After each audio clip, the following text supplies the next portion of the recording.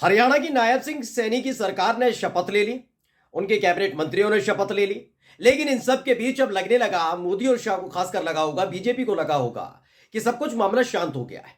यानी सरकार स्थिर हो चुकी है, बन चुकी है, जरूरत किसी की है नहीं। 7 निर्दलीय विधायक साथ हैं, पूरी तरह से सेफ साइड है, 48 विधायकों का समर्थन। वाह, कितना अच्छा सपना है।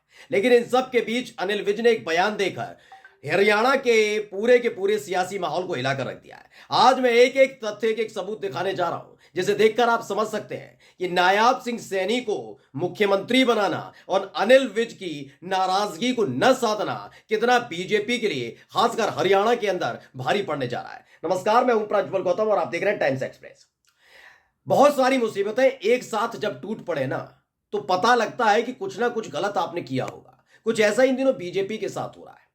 भारतीय जनता पार्टी को लेकर एक के बाद एक बुरी खबरें निकल कर आ रही हैं। हाल ही में आपको याद है कि चंडीगढ़ मेयर चुनाव निकला था, उसमें सीसीटीवी फुटेज सामने आ गया। अनिल मसीह बीजेपी का नेता, रिटर्निंग ऑफिसर बनता है। चंडीगढ़ मेयर चुनाव में वो बीजेपी के उम्मीदवार को जिता देता है। फिर सुप्रीम कोर्ट मामला पहुंचता है। सुप्रीम कोर्ट के चीफ जस्टिस चंद्रचूड़ साहब कहते हैं ये लोकतंत्र की हत्या है, और अनिल मसीह जिनके इशारे पर काम कर रहा था, उन सबको एक झटके में लताड़ा जाता है।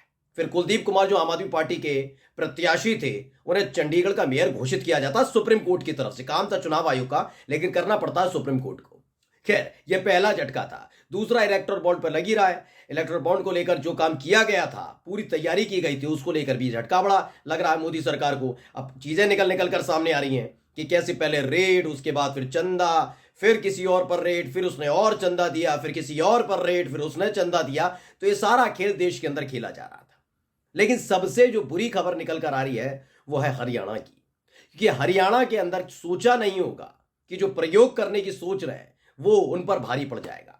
यार, किसी को पता है कि मनोहर लाल खट्टर ने इस्तीफा दिया, अब वो लोकसभा का चुनाव लड़ेंगे। कुरुक्षेत्र सांसद नायब सिंह सैनी मुख्यमंत्री बने। विधायक दल की बैठक चल रही है, तो विधायक दल की बैठक जब चल रही थी, उसी बैठक में शामिल थे अनिल विज, जो सबसे वरिष्ठ नेता है, गृह मंत्री हैं रहे खट्टर की सरकार में। तो अनिल विज वहां मौजूद थे और सबके सामने से गुस्से में निकल आए। तो पहले मैं वीडियो दिखा दूं, फिर आज का ताजा वीडियो दिखाऊंगा। पहले वीडियो देखिए वाला। अब गाड़ी में बैठ के बैठक से बाहर जो है वो आकर गाड़ी से रवाना जो है वो रहे हैं साहब।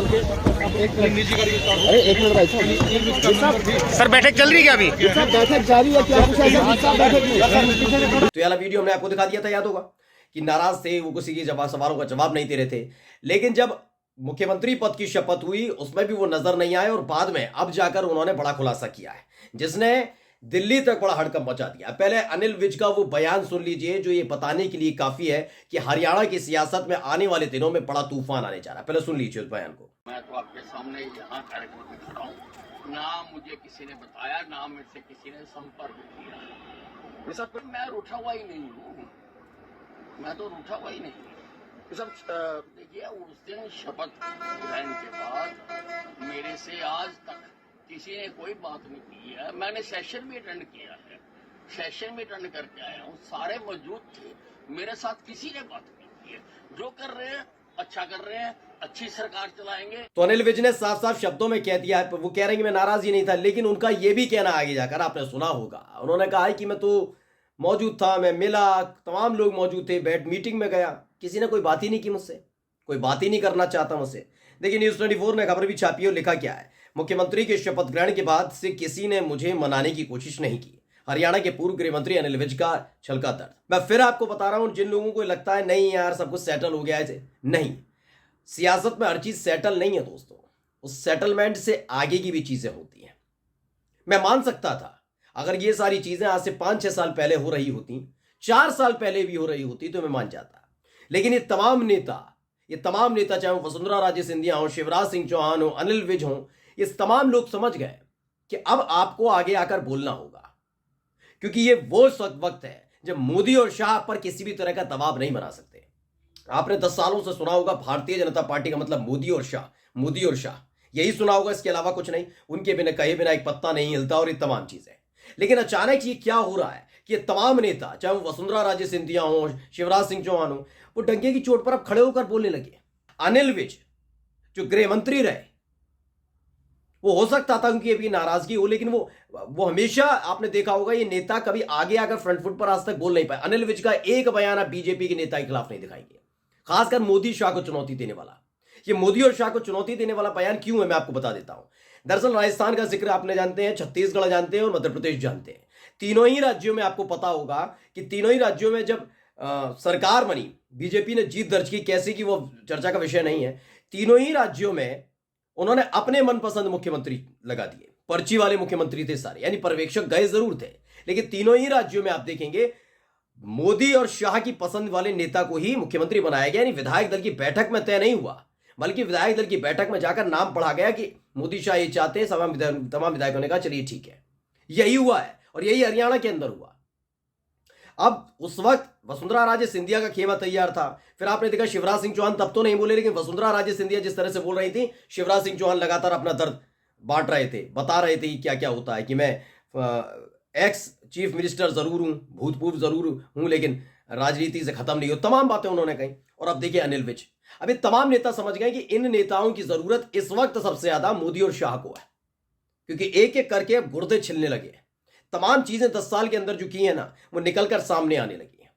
सुप्रीम कोर्ट बख्श नहीं रहा, सारी किया धराए पर पानी फिर जाता है। चंडीगढ़ के अंदर जो हुआ, एक्सपोज ये हो चुके हैं। ये समझ गए कि इन नेताओं की बदौलत मोदी शाह ये चुनाव की नैया को शायद पार भी कर ले, अकेले नहीं कर पाएंगे। इसलिए अनिल विज जैसे नेताओं ने खुलकर बोला। मैंने ये बात क्यों की कि नाराज है अनिल विज।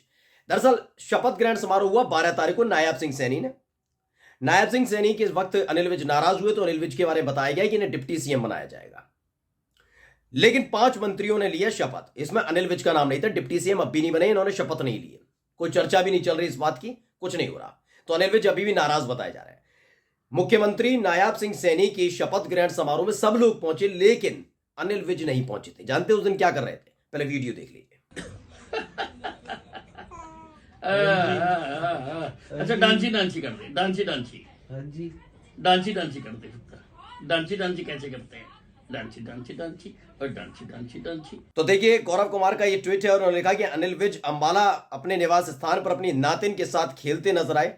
चंडीगढ़ मुख्यमंत्री की शपथ ग्रहण समारोह में नहीं गए अनिल विज। चंडीगढ़ से बैठक में से नाराज होकर अनिल विज अपने घर पहुंचे थे। वो वीडियो मैंने आपको दिखा दी और उस दिन भी दिखाई थी और अब भी दिखाई। और देखिए 12 मार्च को जब ये पूरा का पूरा शपथ ग्रहण समारोह चल रहा था, उस वक्त अनिल विज करके आ रहे थे और ये वीडियो जबरदस्ती शूट करके भेजी गई।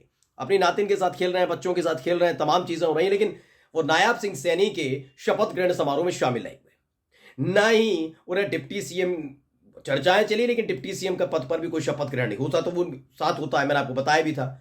अब उन्होंने साफ साफ बताया है कि जब से वो नाराज हुए हैं, ये सब तमाम चीजें हुई हैं, उसके बाद से उनसे कोई बात नहीं की गई, किसी तरह की का कोई संकेत नहीं दिया गया। अगर ये है अंदर खाने, तो यकीन मानकर चलिए कि आने वाला वक्त हरियाणा के अंदर बीजेपी के लिए बहुत घातक होने जा रहा है, बहुत खतरनाक होने जा रहा है। क्योंकि बीजेपी के अंदर हरियाणा में आप जाकर देखेंगे तो खट्टर से ज्यादा, मनोहर लाल खट्टर से ज्यादा अनिल विज की पूछ है। अनिल विज को बीजेपी में लोग जानते भी हैं, बीजेपी में उनके विधायक मानते भी हैं। माना यह भी जा रहा है कि जिस तरीके से वसुंधरा राजे सिंधिया का कद लगातार बीजेपी के अंदर बढ़ा, जैसे शिवराज सिंह चौहान का मध्य प्रदेश बीजेपी में कद बढ़ा, वैसे अनिल विज का कद इतना बड़ा हो चुका था कि वो आने वाले दिनों में चुनौती दे सकते थे। ये तो अभी चुनौती दी जा रही, मुख्यमंत्री क्यों नहीं बनाया? अगर मुख्यमंत्री बना दिए जाते तो माना जा रहा था ये भी अड़ियल रवैये के हैं, ये पूरे अपने दमखम के साथ काम करते हैं, मोदी शाह की सुनते नहीं। और यही एक वजह है कि मोदी शाह ने इनको नहीं, नायब सिंह सैनी जैसे एक ऐसे नेता को मुख्यमंत्री बनाया जिन्होंने मुख्यमंत्री पद का ऐलान होते ही बताया कि वो कितने गरीब परिवार से आते हैं, कितने छोटे कार्यकर्ता और मोदी शाह के सामने कितने नतमस्तक हैं। जबकि अनिल विज अपने अधिकार की लड़ाई लड़ रहे थे। नमस्कार।